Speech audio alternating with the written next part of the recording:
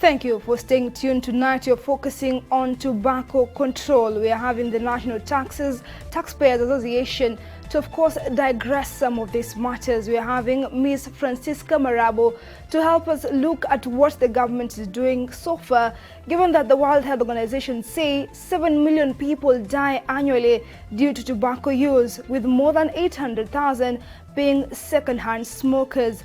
Welcome, Ms. Marabo. Okay, thanks for having me on the show. All right. So first of all, looking at the progress the government is doing so far to curb tobacco abuse or tobacco products abuse, which includes cigarettes, do you think the issue of increasing taxes to curb the spread or to curb the use of cigarettes has really been effective so far? Yeah, according to research done by WHO, they say the most best way of reducing consumption of tobacco cigarettes is increasing excise tax on cigarettes. So tax and price measures are mentioned to be the best way of reducing tobacco consumption throughout the world. So as far as Kenya is concerned, right now Kenya is at 58% of excise taxes applied to tobacco products. That is of the retail selling price. But WHO recommends that the country should be able to move up to 70% of retail selling price. And when we reach that 70%, there'll be a lot of reduction in tobacco consumption. All right. So Kenya, we still have a long way to go as Kenya, because right now we are only at 58%.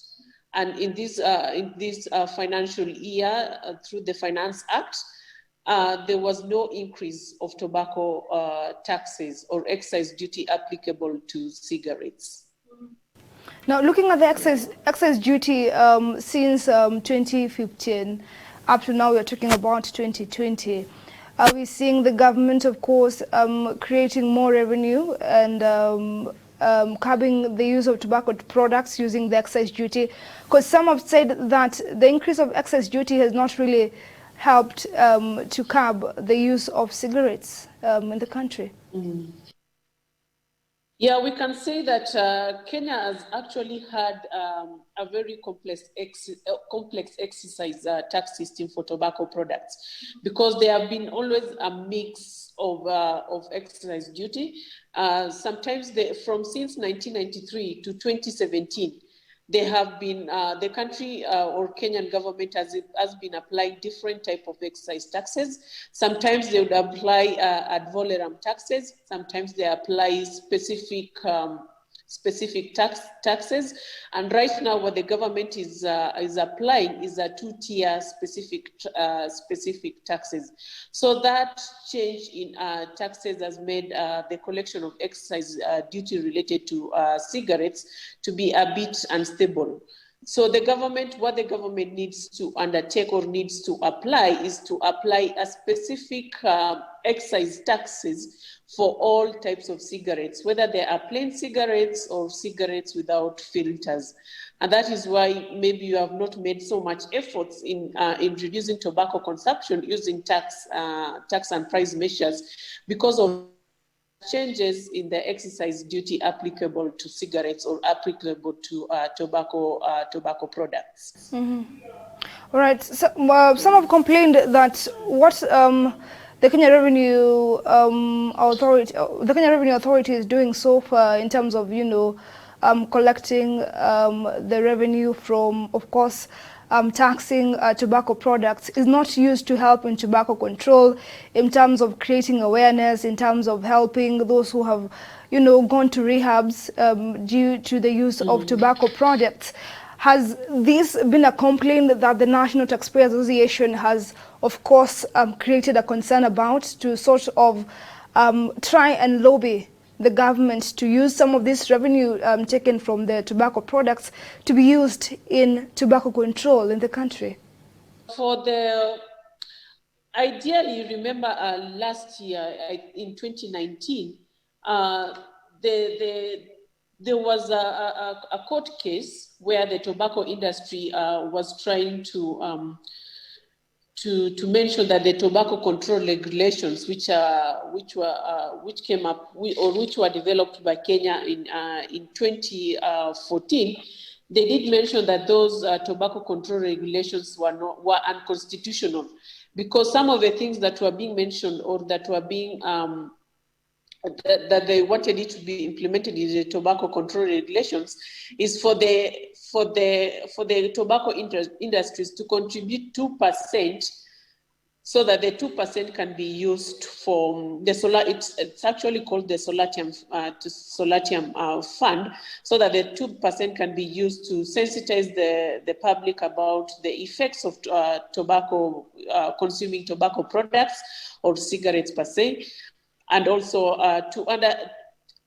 that money to be channeled into the health budget so that it can help in even curbing diseases which are caused by use of tobacco products. So I think there was that challenge in court, but it was upheld by the Supreme Court, and therefore it was a win.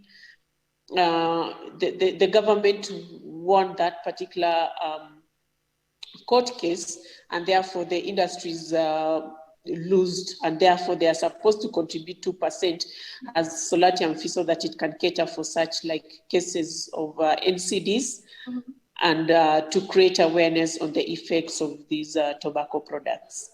All right. Have we seen the industry sort of do what the court order, implement the court order that was given to have that Solatium Fund being used to help in the tobacco control? Have we seen some of this company agree with that particular court order?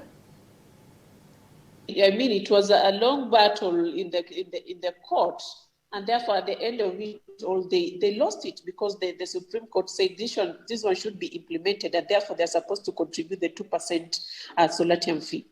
And that is why I've said it was the government won that particular case. All right. Ms. Francisca, we have had cases of Kenyans complaining and non-governmental organization complaining that there are many loopholes in terms of ensuring that the tobacco companies pay the taxes required, due to, one, they find them finding loopholes to evade the taxes, to remit the taxes, two, the illicit trade of tobaccos.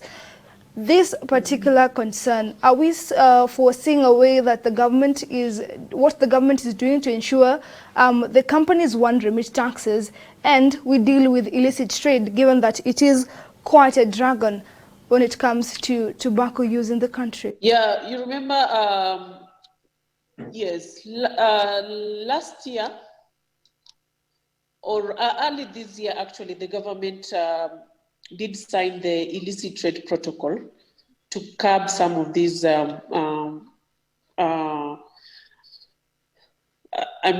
products that come into the country.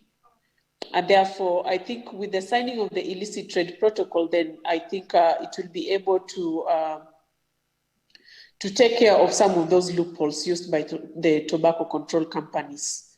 There has been complaints about the choice concerning between uniform and differential sort of tax system, whereby we see some brands of cigarette are being taxed more, while others are being taxed less, which has been a complaint that there should be a uniform way of taxing these particular cigarettes. As NTA, the National Taxpayers Association, is that a concern for you, or do you think it might in any way help to ensure that we curb the use of tobacco in the country?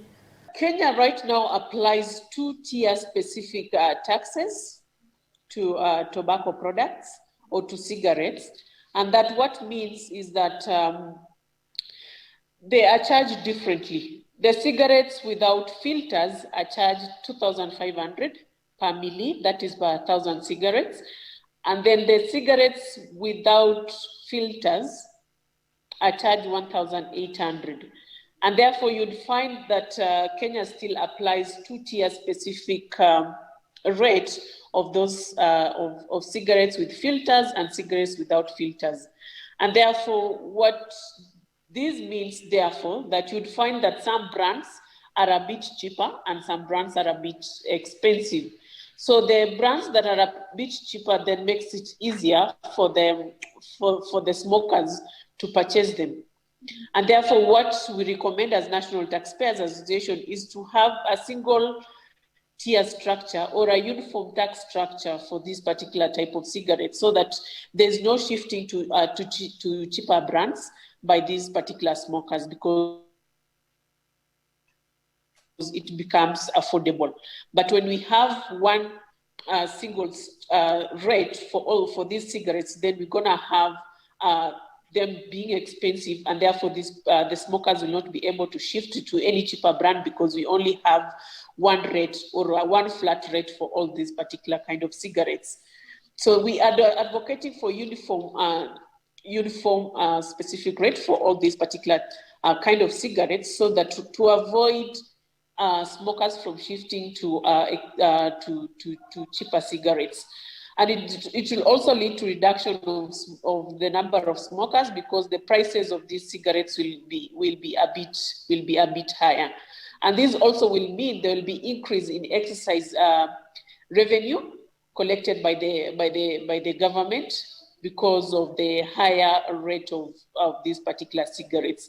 And also having a uniform flat rate or specific rates for all these kind of cigarettes will also, it will be easier to administer, other than having other cigarettes being charged differently, and other cigarettes are charged differently. That is those without filters and those without filters. Yeah. All right. Now, finally, you've talked about advocating, and I would want you to come up, of course, recommend to the National Treasury. What are some of the recommendations to the National Treasury in terms of the existing taxes right now, looking at the excise duty of 2020, and of course, what the CS for Treasury, CS Ukuru Yatani, of course, presented in Parliament, in particular the National Assembly. What could be your recommendation in what is happening so far? Yeah, my main recommendation to Treasury is actually to have a uniform specific excise tax for all types of cigarettes, those without filters and those with filters. And this is the best practice in tobacco control. That is the best practice that has been recommended by WHO FCTC framework. Because as I've mentioned earlier, we have a uniform specific excise tax for cigarettes with filters and those without filters, then will increase on revenue and will also lower consumption of cigarettes because of the higher prices. I mean, smokers will not be able to switch or to shift to any other cheaper brands. And therefore, this is going to be a win-win situation for the government, because they're going to collect enough revenue from these excise taxes applicable to cigarettes. And it's also going to improve the public health, because if we are going to reduce the number of smokers because of the higher prices, then we are going to achieve a public health. And therefore, at the end of it all, we'll be contributing to Sustainable Development Target 3A, which leads to strengthening of the county level implementation of WHO FCTC framework. Yeah. All right. So, as the National Taxpayers Association, I saw a study report that you've done in collaboration with another organization looking into the tobacco control, or what are the steps that you're doing so far. So, as an organization, what are you doing, of course, to help in tobacco control abuse so far, even during this time of the pandemic, that tobacco has been termed as a risk as it is? What are some of the steps? What are some of the steps you've taken? Some of the advocacy measures and creating awareness that you have done? Yeah. So, as the National Taxpayers Association, what we have done so far, you can see from the research done in China. There was a small research that was done in China on relations between COVID-19 and tobacco smoking. So it has shown that those people who are really smoking cigarettes, they are at high risk of contracting COVID-19, because when you contract COVID-19 and you're a smoker, then you're at high risk because of it affects the lungs. You remember, when you're taking cigarettes, it also contributes to other diseases like high blood pressure, and it also contributes to to most of these non-communicable diseases, which are the people who are suffering from these non-communicable diseases are at high risk of dying, because of if they contract COVID-19 and they have these by taking or smoking cigarettes, then they're at high risk. We have been having radio talk shows on local radio stations just to sensitize the general public on the effects of COVID-19, especially for people who are smoking cigarettes. And for those again who use shisha, I remember the shisha smokers, because they're using that shisha tube, then if you are sharing it with the rest of the shisha smokers, then you are at high risk of contracting COVID-19 if you happen to use a shisha tube that somebody else has used and has contracted maybe COVID-19.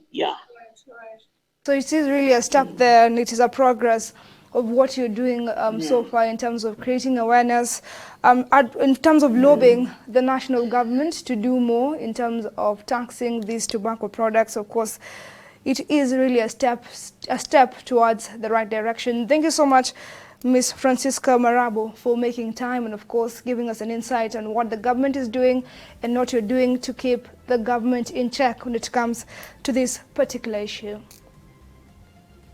Okay, thank you very much. That has been Ms. Francisca Marabo, of course, giving us an insight on what has been done so far to control tobacco abuse, given that it is related to COVID-19 pandemic, given that it causes majority of respiratory diseases and therefore puts one at risk of succumbing to the pandemic. We are taking a short break, but we'll be back with more. Do stay tuned.